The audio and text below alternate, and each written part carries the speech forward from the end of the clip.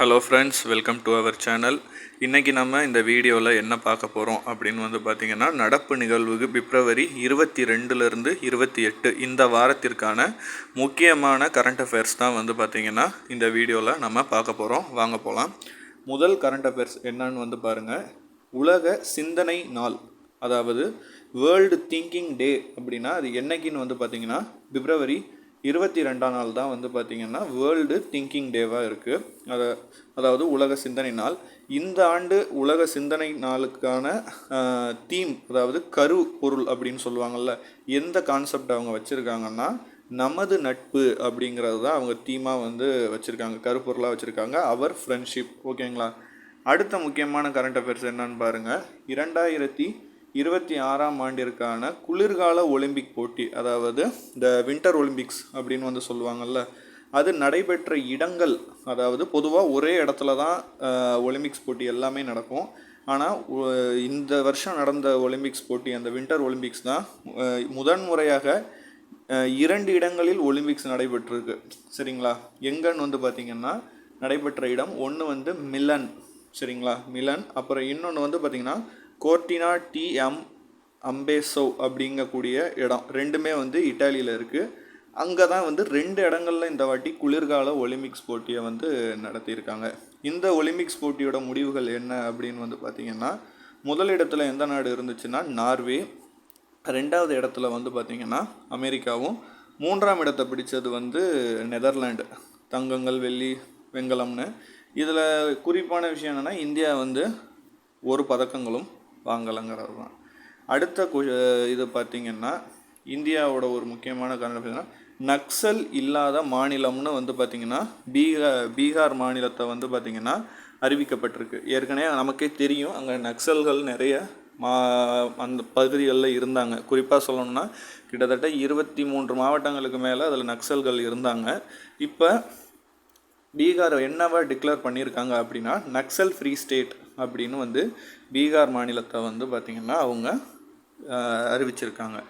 அடுத்தது பார்த்திங்கன்னா மனதின் குரல், அதாவது மன் கி பாத் ப்ரோக்ராம் அப்படிங்கிற ஒரு ப்ரோக்ராம் லான்ச் பண்ணியிருக்காங்க. அது ஒரு ரேடியோ எஃப்எம் ப்ரோக்ராம், வானொலி நிகழ்ச்சி. இதில் என்னன்னு பார்த்திங்கன்னா ஒவ்வொரு மாதமும் லாஸ்ட்டு சண்டே, இறுதி ஞாயிற்றுக்கிழமை அன்று பார்த்திங்கன்னா பிரதமர் அவர்கள் அந்த ப்ரோக்ராமில் வானொலி ரேடியோவில் பேசுவாங்க. இந்தியாவில் நடைபெற்ற சில வாரந்தோறும் பார்த்திங்கன்னா மாதந்தோறும் அந்த முக்கியமாக இந்திய நாடுகள் முழுக்க நடந்த சில முக்கியமான விஷயங்களை அவர் வானொலி நிகழ்ச்சியில் எல்லார்ட்டுமே பகிர்ந்துக்குவார். அதுதான் அதில் நடக்கும். அடுத்தது பார்த்திங்கன்னா ஏஐ தாக்க உச்சி மாநாடு, அதாவது ஏஐ இம்பேக்ட் சமிட் அப்படின்னு 2026ஆம் ஆண்டுக்கான ஒரு நிகழ்வு நடைபெற்றிருக்கு. இதுதான் உலக அளவில் ஏஐக்கான நடந்த முதல் உச்சி மாநாடு அப்படின்னு இதை சொல்லலாம். எங்கே நடந்துச்சு உலக அளவில்னு பார்த்திங்கன்னா புதுடெல்லியில் தான். இதில் எதுக்காக இது நடந்துச்சுன்னா ஏஐ, இப்போ உங்களுக்கே தெரியும், ஏஐ ரொம்ப கட்டுப்பாட்டை மீறி போய்கிட்டு இருக்கு. ஒரு சின்ன புகைப்படத்தை கூட நிறைய பேர் தவறுதலாக சித்தரிக்கிறாங்க. அது மாதிரி நிறைய விஷயங்கள் நடக்குது. அதை இப்போ இருக்கக்கூடிய இளைஞர்கள் சரியான முறையில் நாங்கள் பயன்படுத்துவோம், ஏஐ தொழில்நுட்பத்தை நல்ல விஷயங்களுக்கு நாங்கள் பயன்படுத்துவோம்னு உறுதிமொழி இந்த உச்சி மாநாட்டில் லட்சக்கணக்கான ஆட்கள் எடுத்திருக்காங்க. இதுக்கு உலக சாதனையுமே இந்த மாநாட்டுக்கு கொடுத்துருக்காங்க. அடுத்தது பார்த்திங்கன்னா எக்ஸசைஸ் மிலன் 2026. இது என்ன எக்ஸசைஸ் மிலன்னா, இந்தியாவிலேயே நடைபெறக்கூடிய மிகப்பெரிய பன்னாட்டு கடற்படை பயிற்சி. அதுதான் இந்த எக்ஸசைஸ் மிலன் 2026. இது 2 ஆண்டுகளுக்கு ஒரு முறை நடக்கக்கூடியது. இதில் எத்தனை நாடுகள் கலந்துக்கிட்டு இருக்காங்க அப்படின்னு பார்த்திங்கன்னா சுமார் 74 நாடுகள் இதில் கலந்துருக்காங்க. இது இந்தியாவில் எங்கே நடைபெறுது அப்படின்னு பார்த்திங்கன்னா ஆந்திர மாநிலத்தில், ஆந்திர பிரதேசத்தில் பார்த்திங்கன்னா விசாகப்பட்டினம் பகுதியில் இந்த ஆப்ரேஷன், அதாவது எக்ஸசைஸ் மிலன் நடைபெறுது. அடுத்தது EIDS, அதாவது யானை பாதுகாப்புக்காக. இப்போ உதாரணத்துக்கு ரயில் பாதையில் யானைகள் உங்களுக்கே தெரியும், அது விபத்துகள் நிறைய ஏற்படுது. அதை தடுக்கிறதுக்கு நம்ம நிறைய ப்ரோக்ராம்ஸ் இந்தியன் ரயில்வேஸ் லான்ச் பண்ணியிருக்காங்க. அதில் ஒரு கட்டமாக என்னென்னா, ரயில் பாதையில் யானைகள் வருவதை கண்டறிந்து விபத்தை தவிர்க்க ஏஐ அடிப்படையிலான எலிஃபண்ட் இன்ட்ரப்ஷன் டிடக்ஷன் சிஸ்டத்தை வந்து மேம்படுத்தியிருக்காங்க. இதுக்கு பேர் அதான் EIDS. அடுத்தது ஒரு முக்கியமான தினங்கள்னு வந்து பார்த்துக்கிட்டிங்கன்னா நிறைய தினங்கள் இந்த பிப்ரவரியோட இறுதி வாரத்தில் இருக்குது. அதில் முக்கியமானது மத்திய கலால் தினம், அது வந்து பிப்ரவரி 24ஆம் நாள். அப்புறம் உலக NGO தினம், அதாவது நான் கவர்மெண்ட் ஆர்கனைசேஷன், அது வந்து பார்த்திங்கன்னா பிப்ரவரி 27.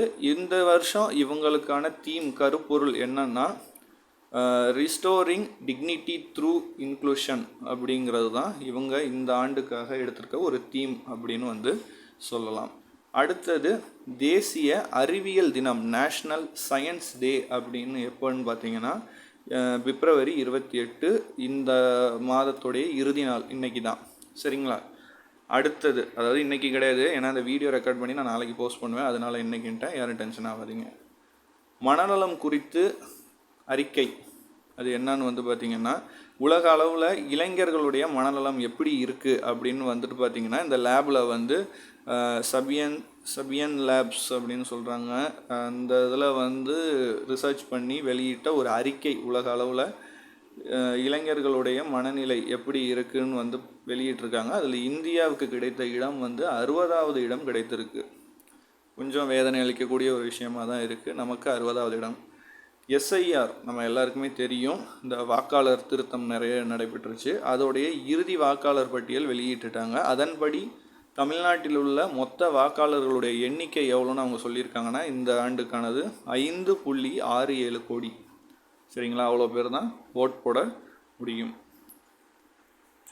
அடுத்தது முக்கியமான கரண்ட் அஃபேர்ஸ் என்னென்னா,